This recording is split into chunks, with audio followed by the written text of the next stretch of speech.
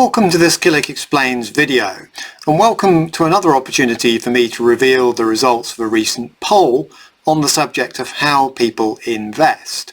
And this time what I asked was the way that people prefer to invest.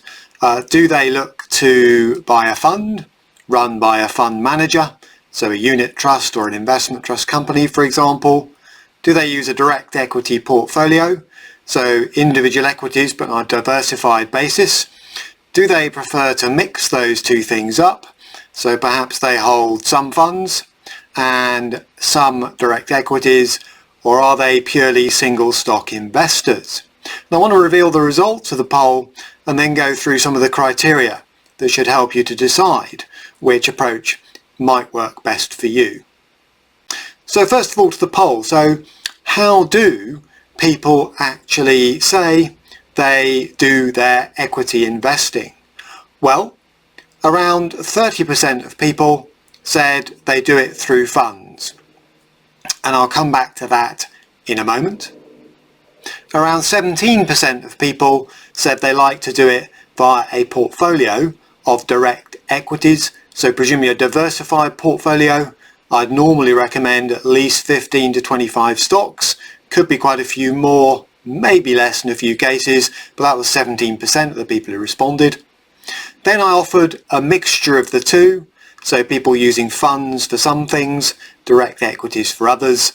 That was 33%, and actually the winning slice of the vote if you like. And finally, single stock investing, which I don't recommend, I have to say. The risks I've covered in other videos, but that was around 20%. So I'm glad to hear not a majority of people, but still a sizable minority. Now if I leave single stock investing to one side for a moment, which as I say I have covered elsewhere, it is quite dangerous. It concentrates your exposure and your risk in potentially one company's stock. That can be a disastrous idea if you do it through something like a self-invested personal pension and then that company goes bust. So I'm going to leave that to one side. But what about weighing up? Do I go for a fund and pay a fund manager? Or do I run a direct equity portfolio of some kind, or do I blend the two? And I would say there are around half a dozen criteria that I would use to make that decision. First of all, if you're looking for simplicity, a fund will tend to be the best option because you're handing your money over in return for one set of units, one set of shares in an investment trust company, and that gives you, in terms of paperwork and administration, a relatively straightforward life.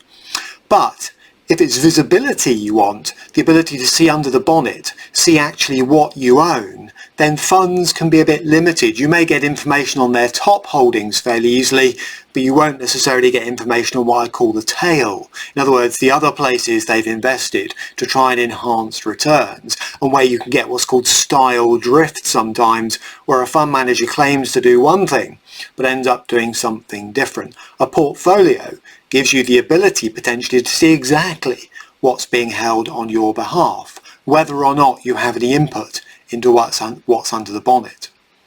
Then there's flexibility, and again I'd argue a portfolio gives you that ability to specify the mandate that you want, specify how you want investments to be bought and sold, whether you have specific ESG criteria for example, and so on, whether you have specific currency, geography or thematic interests that you want to weight up or down. That's easier to do than with a fund where you basically accept what the fund manager is offering.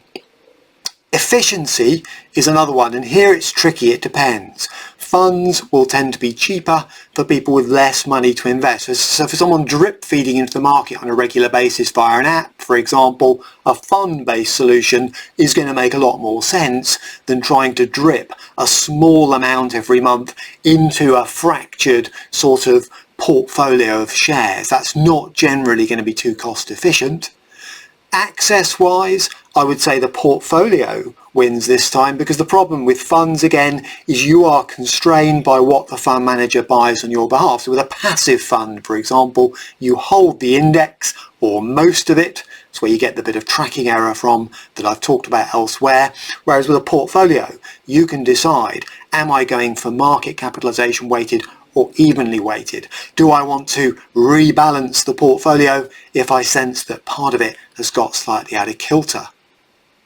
Tax planning, I would say it depends. Portfolios and funds both have their place. I wouldn't want to be categorical on that. It depends on your personal circumstances. It depends on which tax bracket you're in and so on. So that's one to discuss for sure.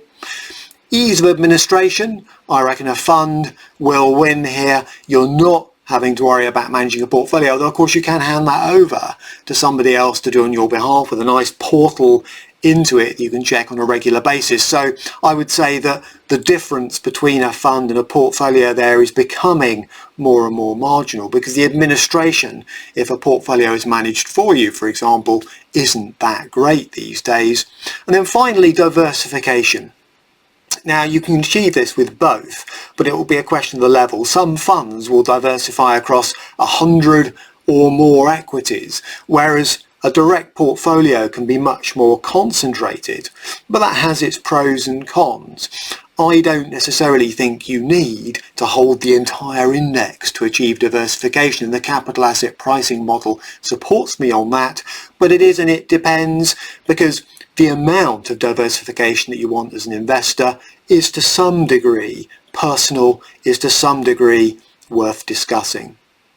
So there you have it. The poll threw up an interesting result. Most people actually went for a mixture, and that's perfectly possible. Within your basket, if you like, you might have some funds, perhaps in geographies, themes, currencies and so on, where you feel that the fund manager has an edge, and then you may have direct holdings, diversified holdings alongside it. It's perfectly possible to blend the two. But there you have it. For more information about some of those components, like what are funds, what are shares, what are bonds and so on, then do go to our extensive library at killick.com/learn, and there are tabs labelled funds, labelled shares and so on. And if you'd like a copy of my guide where some of these points are laid out in written form for you to compare side by side, then do please email me, editor@killick.com.